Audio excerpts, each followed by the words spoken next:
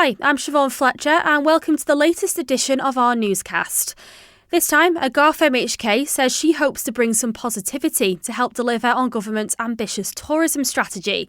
Daphne Caine has been appointed to the Department for Enterprise as a political member with responsibility for Visit Isle of Man and Motorsport.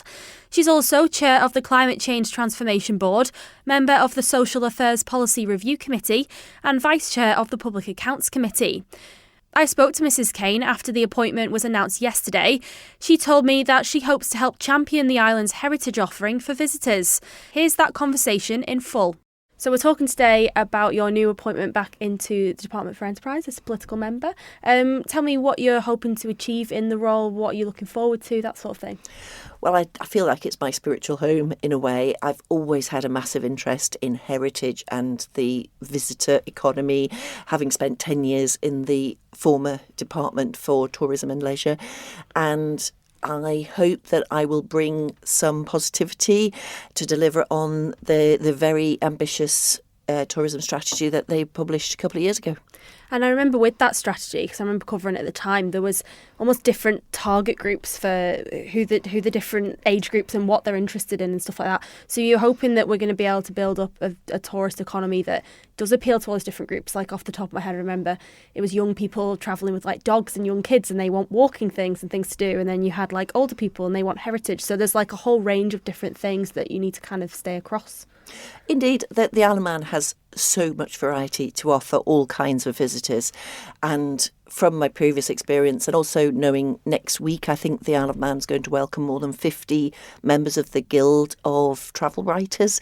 And I think that small style conference or corporate events is a way to build the visitor numbers in the shoulder seasons when, you know, the Isle of Man is still a beautiful place. I was out walking over the weekend myself down at the chasms around Laxey, and I think that the biggest publicity we've had actually is as a hidden gem, and the more we can promote the Isle of Man and its realistic offering, so that for those people who are interested in what the Isle of Man has to offer, whether that's in the heritage side or the Victorian transports network that we have, unmatched anywhere, or for more modern things, or even fine dining increasingly. You know, I just feel that the tourism industry brings so many benefits to island residents as well, improving the output for those hospitality industries, as well as the various visitor experiences that we have to offer.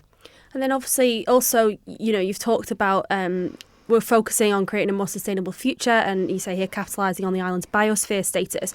You're coming in as chair of the Climate Change Transformation Board as well, which obviously is a separate role, it's a separate thing. But do you think that's going to inform you a bit in these offerings and how they can be sustainable going forward as well? I think when we notice that everything has to be measured against our carbon footprint and the sustainability of every industry as we move into the future. So I just see there's a really good synergy between the two, and I think that is at the forefront of many people's minds. No matter what we're doing in the future, we have to be responsible and meet our international obligations in terms of reducing our carbon emissions. But I mean, the Isle of Man is ideally placed to do that by increasing the number of visitors here, but particularly with the capacity that we have on our ferries. So sail and rail obviously is a much better option for that than flying all the time. But for some people, you know, the Isle of Man, I would love to see improvements in our flights destinations. I'd like to see improvement across the board. But having been in the department previously, I am very enthused about the potential both in the visitor and motorsport markets, but also wider across the board for the Isle of Man's economic future, having just seen the success marked up with the first year annual report on the economic strategy. Perfect. And then another thing is, you know, we've had the recent Sister report. We've looked at heritage railways. Obviously, you've got a vested interest in that. Do you not think there's going to be a bit of a conflict of interest there, or are you just hoping to kind of bring in your expertise in that field into it? It's my interest more than my expertise, but I did have 4 years working up to 2016 with the Department for Infrastructure and specifically with public transport, bus and rail. And I think I see the two marrying up very nicely with my role as current chair, actually, of the Douglas Bay Tramway Heritage Trust, another little charity.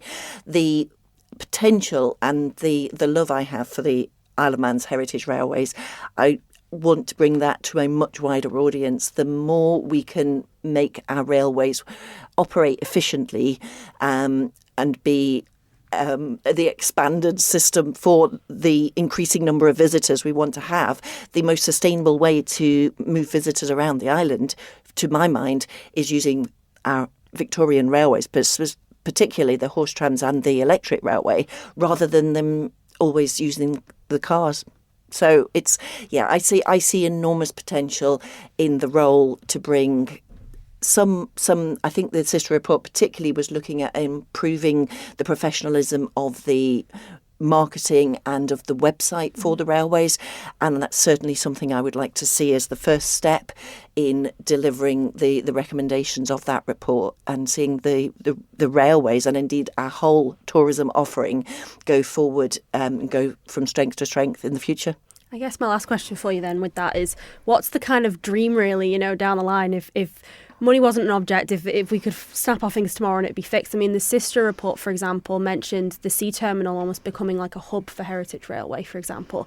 The idea that if we're running buses and heritage, like the horse trams and things out of it, you could in theory get off the boat, you could jump on a horse tram, you could go all the way up, then down the prom, then get on the electric rail. There's a whole system there that down the line we may see happen. Do you hope that in the future that is something we may see then, that we can kind of put that investment in, that's what we'll see? Yes, I would love to see investment in the railways. The sister report particularly called for a sustained amount over the next few years, after which it can reduce.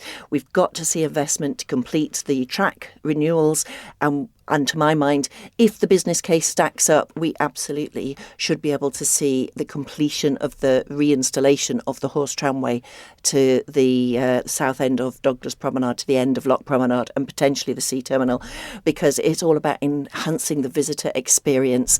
And it shouldn't just be for cruise visitors, it should be for all visitors, to make ease of transport and a wonderful experience of all our many tourist attractions. And at the heart of that is our heritage railways. Thank you for making it to the end of the Little Manx Radio newscast. You are obviously someone with exquisite taste. May I politely suggest you might want to subscribe to this and a wide range of Manx Radio podcasts at your favourite podcast provider, so our best bits will magically appear on your smartphone. Thank you.